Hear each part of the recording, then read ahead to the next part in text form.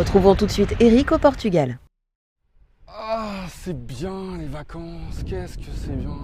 Ce qu'il y a, c'est qu'on n'est pas en vacances, les gars. C'est pour ça que je suis dans ma tenue d'apparat. Parce qu'aujourd'hui, on va essayer une voiture. Quelle voiture, me direz-vous? Eh bien, cette Renault Zoé. Voilà, c'est la nouvelle Renault Zoé. Alors, Renault nous dit que cette voiture est capable de parcourir 400 km en cycle NEDC. Alors, le cycle pourri que personne ne croit. Par contre, ils ont l'honnêteté de dire que ça peut faire environ 300 km. On a une boucle, nous, de 160 km à faire. Je vais essayer de la pourrir. Je vais essayer de lui faire rendre l'âme à cette batterie. On va essayer de la cramer, la batterie, en 160 km. Allez, 200. On va leur donner 200 km. Vous êtes prêts? C'est parti.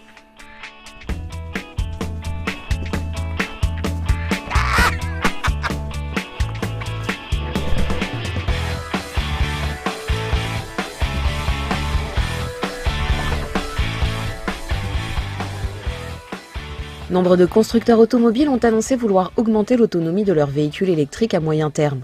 Pour rester leader européen, Renault devait réagir vite, et le constructeur aux losanges a fait très fort puisqu'il propose depuis le mois d'octobre une Zoé à l'autonomie doublée. La Zoé Z40, dont la batterie est maintenant capable d'emmagasiner 41 kW d'électricité.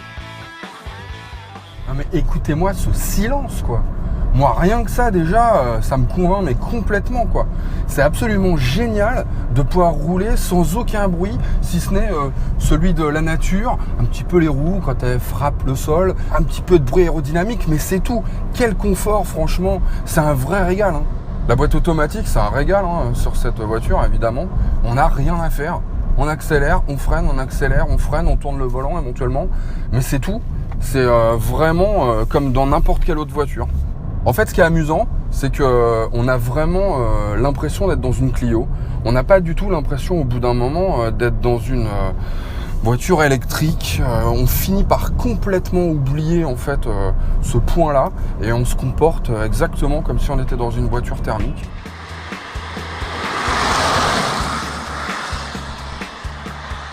Il n'y a pas que la batterie qui évolue à l'occasion du lancement de la Zoé Z40. Une version exclusive fait son apparition et c'est celle dont dispose Eric pour son essai, la Zoé Edition One. Elle est la seule à pouvoir disposer de cette teinte gris Trium et des jantes de 17 pouces Tech Run. Pour le reste, aucun changement, elle conserve le même regard, joli mais qu'on aimerait plus lumineux, et ses magnifiques feux arrière en forme de diamant. À l'intérieur, en plus de ses 7 haut-parleurs signés Bose, l'Edition One propose une sellerie cuir semi-aniline brun pailleté et blanc. Les fauteuils avant sont non seulement réglables électriquement, mais aussi chauffants. Et on notera le soin particulier apporté à la planche de bord et aux contreportes qui proposent une belle harmonie de couleurs et de textures. La qualité perçue est en très nette hausse, le confort aussi.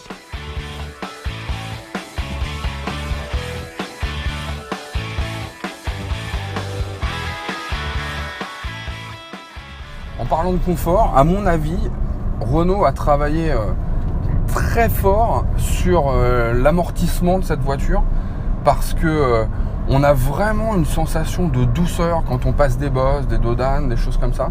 C'est très agréable. Et puis quand on arrive dans des petits virages, eh ben, elle reste assez rigoureuse cette voiture.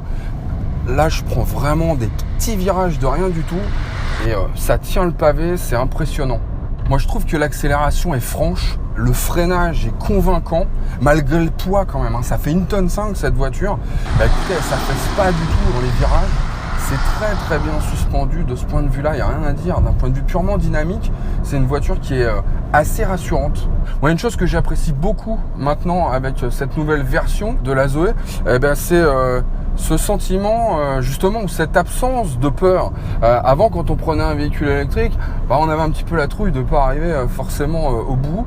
Là, c'est un petit peu moins le cas et pour autant je l'aménage pas. Donc le but, je vous rappelle, hein, c'est quand même de vider la batterie le plus vite possible. Donc je suis que dans des petits virages, dans des côtes infernales et on va essayer effectivement de la vider complètement. Et pour l'instant, bah écoutez, mon autonomie elle reste assez bonne manifestement.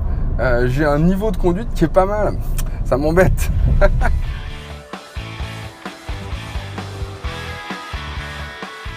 Comme c'était déjà le cas dans la version précédente, la Zoé Z2 doit se contenter du minimum en matière d'assistance à la conduite. ABS et ESP sont présents, ainsi que régulateurs et limiteurs de vitesse. L'Edition One se dote en plus d'une caméra de recul, mais ne cherchez ni alerte de franchissement de ligne, ni lecture des panneaux par exemple.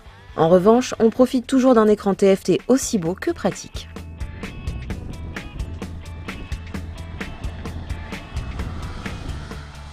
L'instrumentation est très lisible, c'est très bien fait. On voit très bien les phases d'accélération, les phases de récupération d'énergie au freinage, tout ça c'est limpide. Le Airlink, si on peut dire, celui-là, moi je le trouve très bien fait, mieux que dans la plupart des Renault que j'ai pu essayer jusqu'ici. C'est beaucoup plus clair et donc ça rend les choses très faciles, très sereines.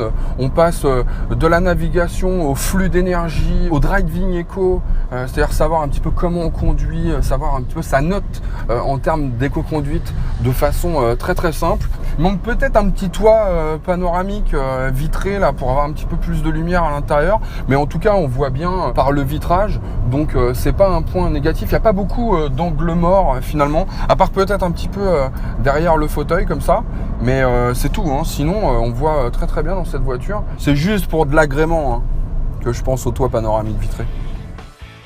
Le verre c'est lourd Eric, or le poids c'est l'ennemi, tu le sais bien. Et c'est cher aussi, or la nouvelle batterie alourdit déjà la facture de 1 500 €. 28 000 € pour rouler en Renault Zoé Edition One avec le chargeur Caméléon, celui qui s'adapte à toutes les situations. Bon, même si tu peux soustraire jusqu'à 10 000 € en mettant un vieux diesel à la casse, c'est déjà pas mal, tu crois pas? Et d'ailleurs, en parlant de chargeur, tu vas réussir à rentrer? Bien, alors, on a donc fait 204 km, 205 presque, et il nous reste 52 km d'autonomie. Et je vous assure que vraiment, je lui ai rien passé à cette voiture. Je l'ai martyrisé. À aucun moment, j'ai fait de l'éco-conduite, etc. Et pourtant, il m'annonce 70 sur 100 de qualité de conduite, d'éco-conduite, quoi. Et donc finalement, j'ai pas été si mauvais que ça. Honnêtement, je suis un petit peu surpris quand même par cette autonomie, parce que je pense qu'effectivement, on doit pouvoir atteindre les, allez, on va dire 250, 260 km en roulant, mais vraiment, mais comme un, comment dirais-je, comme un barbare. Et ça me surprend vraiment beaucoup, vraiment. Donc en roulant vraiment gentiment, normalement, de toute façon, en bon père de famille, comme on dit, je pense que 300 km c'est vraiment jouable. C'est ça qui est le pire. Ça c'est le pire. Bravo.